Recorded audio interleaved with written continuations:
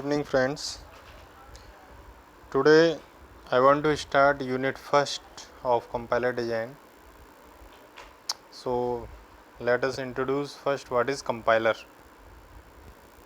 Let's see what is compiler. As its name, compiler is a program which takes one language as input and translate it into an equivalent another language, that is the target program, right?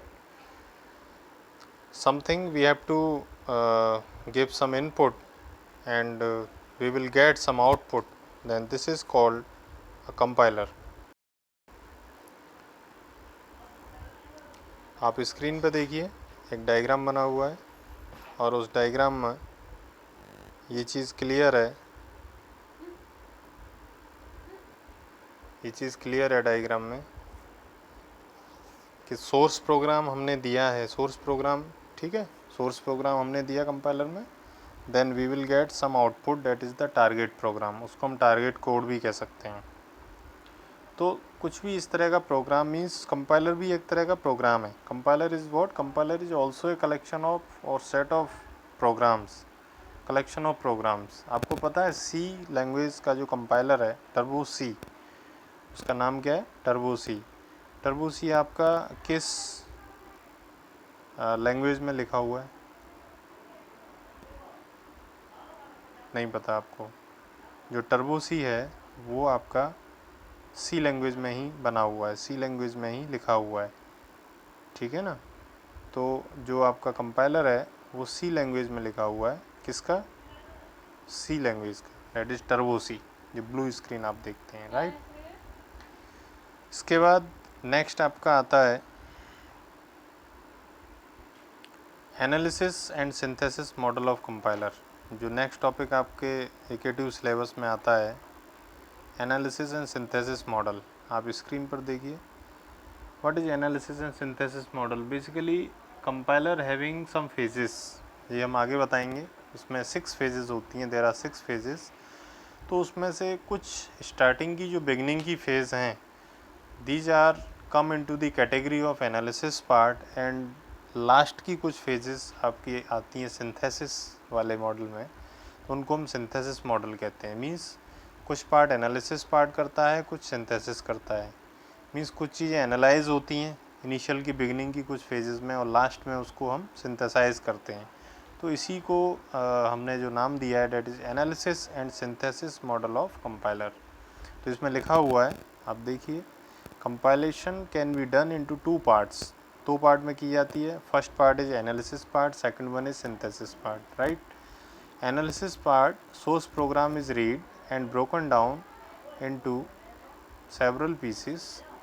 The syntax and meaning of the source string is determined and then an intermediate code is created from the input source program, right? तो intermediate generate होने तक आपका analysis part कहलाएगा। उसके बाद synthesis part क्या करेगा? उस इंटरमीडिएट को मिनिमाइज़ करेगा, देन असेंबली लैंग्वेज में या फिर आप कहें तो टारगेट प्रोग्राम में उसको कन्वर्ट कर देगा। तो ये आपका सिंथेसिस पार्ट हो जाएगा, ठीक है ना। नेक्स्ट पेज नंबर 2 पर देखिए, इसका डायग्राम बनाया हुआ है एनालिसिस सिंथेसिस मॉडल का।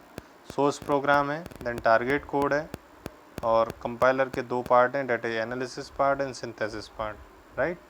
तो इस तरीके से हम इसको रीड आउट कर सकते हैं। नेक्स्ट में 6 फेजेस, जो 6 फेजेस कंपाइलर की होती हैं, that is lexical analysis, syntax analysis, semantic analysis, intermediate code generator, code optimizer and code generator. These are the 6 phases of any typical compiler. किसी भी कंपाइलर की 6 फेजेस होती हैं, राइट। शुरुआत की फेज़ नंबर 1, 2, 3 आपका एनालिसिस पार्ट है, और लास्ट की फेज़ नंबर 4, 5, 6 आपका सिंथेसिस पार्ट है, ठीक है ना। तो इस तरीके से आप इसकी फेजेस के बारे में रीड आउट कर सकते हैं। इसके बाद नेक्स्ट आता है आपका, that is most important part, structure of compiler. Compiler का स्ट्रक्चर कैसा होता है? अभी अभी मैंने बताया था, जैसा कि आपको कंपाइलर में कितनी फेजेस होती हैं? 6 फेजेस होती हैं।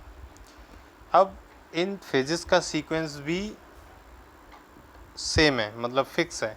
आप मतलब ऐसा नहीं कर सकते हो कि लास्ट वाली फेज़ को बिगिनिंग में, बिगिनिंग वाली को लास्ट में या मिडिल में रीड आउट कर लो या लिख लो, ऐसा नहीं कर सकते हो, क्योंकि हर फेज़ का अपना अपना रोल है, अपना अपना वर्क है। किसी फेज़ का जो आउटपुट है वो अगली वाली नेक्स्ट फेज़ के लिए एज ए इनपुट का काम करेगा, राइट।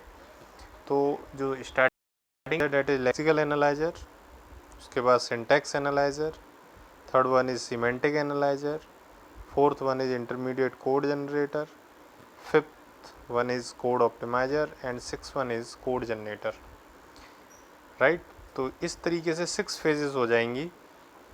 सबसे ऊपर मैंने इसमें लिखा है डेट इज रेड कलर से source program, we have to give some input, then we will get some output from each of the phases, and at last we will get some output that is the target machine code, उसको हम कहते हैं target machine code, जो आपका output 6 phases के बाद में आएगा।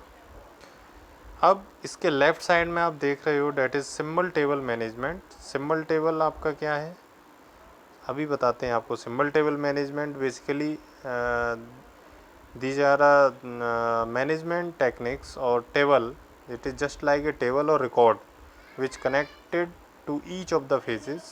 हर फेज से ये कनेक्ट रहेगा, और जो भी स्पेशल सिम्बल्स या करेक्टर्स जो भी आपको इसमें मिलेंगे हर एक फेज़ में, उनको डेटाबेस इसमें करेगा, मीन्स स्टोर करेगा।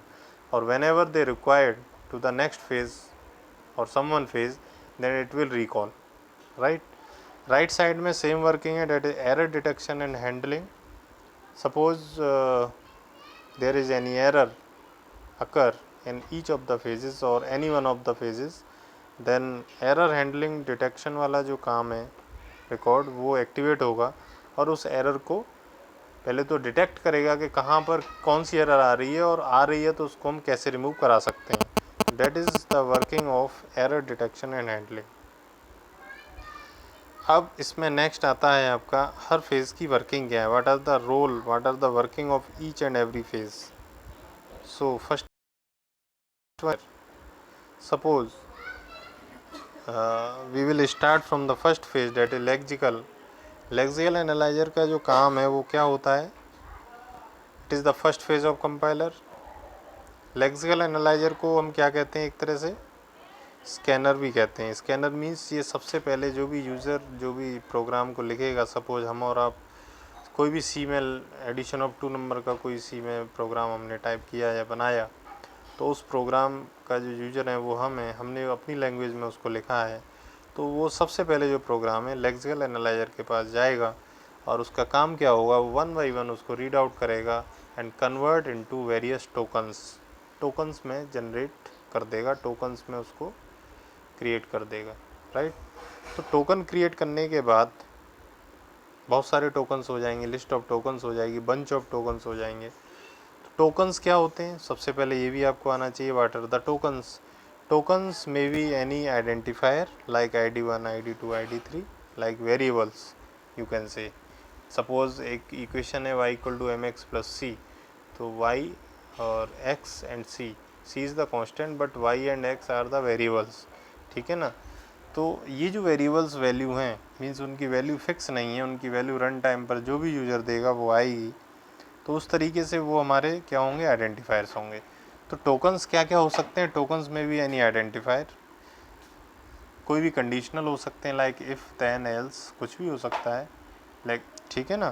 तो इस तरीके से आपके टोकन्स हो जाएंगे।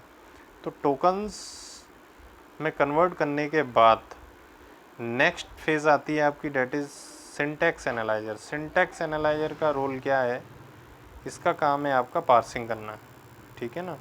पार्सिंग करने का मतलब क्या हुआ, what is parsing. Parsing means बोले तो किसी भी स्ट्रिंग को जनरेट करना with the help of some grammar और प्रोडक्शन। किसी भी प्रोडक्शन से किसी एक पर्टिकुलर स्ट्रिंग के आंसर पे पहुंचना ही पार्सिंग कहलाता है। आप ये कह लीजिए किसी भी ग्रामर से हम चलेंगे तो ग्रामर मीन्स उसमें कोई ना कोई स्टार्ट सिंबल होगा, ठीक है ना। तो किसी स्टार्ट सिंबल से हम किसी स्ट्रिंग पर पहुंच रहे हैं तो वो एक ग्रामर कहलाएगी, ठीक है। तो इस तरह की जो पार्सिंग होगी उसको हम पार्सिंग टेक्निक बोलेंगे। तो सिंटैक्स एनालाइजर का काम क्या है, पार्सिंग करना। किसको पार्स करें,